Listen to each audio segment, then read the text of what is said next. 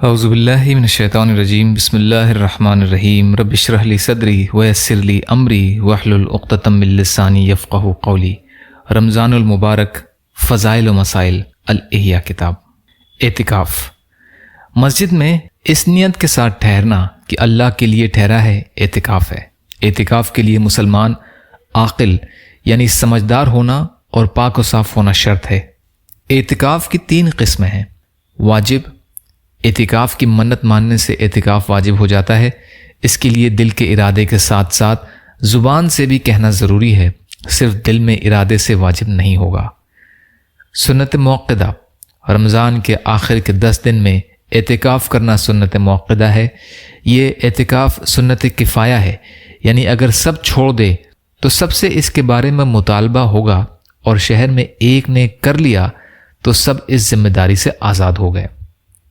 اس اعتکاف میں 20 رمضان کو سورج ڈوبتے وقت سے عید کا چاند ہونے تک اعتکاف کی نیت سے دن رات مسجد میں رہنا ضروری ہے۔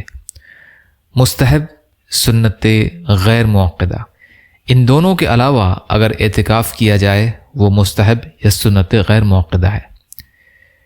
اعتکاف کے متعلق کچھ احادیث۔ رسول اللہ صلی اللہ علیہ وسلم رمضان کے آخر عشرہ یعنی رمضان کے آخری 10 دن کا اعتکاف فرمایا کرتے تھے۔ صحیحین میں ام المومنین صدیقہ رضی اللہ تعالی عنہا سے مروی ہے۔ اعتکاف کرنے والے پر سنت یہ ہے کہ نہ مریض کی عیادت کو جائے، نہ جنازے میں حاضر ہو، نہ عورت کو ہاتھ لگائے اور نہ اس سے مباشرت کرے، اور نہ کچھ خاص ضرورتوں کے علاوہ کسی دوسری ضرورت کے لیے مسجد کے باہر جائے، مگر اس حاجت کے لیے جا سکتا ہے جو ضروری ہے۔ اور اعتکاف بغیر روزے کے نہیں، اور اعتکاف جماعت والی مسجد میں کرے۔ ابو داؤد وغیرہ سے روایت ہے۔ رسول اللہ صلی اللہ علیہ وسلم نے اعتکاف کرنے والے کے بارے میں فرمایا کہ وہ گناہوں سے باہر رہتا ہے اور نیکیوں سے اس قدر ثواب ملتا ہے جیسے اس نے تمام نیکیاں کی۔ ابن ماجہ میں ابن عباس رضی اللہ تعالی عنہ سے روایت ہے، حضور اقدس صلی اللہ علیہ وسلم نے فرمایا، جس نے رمضان میں 10 دنوں کا اعتکاف کر لیا تو ایسا ہے جیسے 2 حج اور 2 عمرے کیے۔ بہقی، امام حسین رضی اللہ عنہ سے روایت ہے۔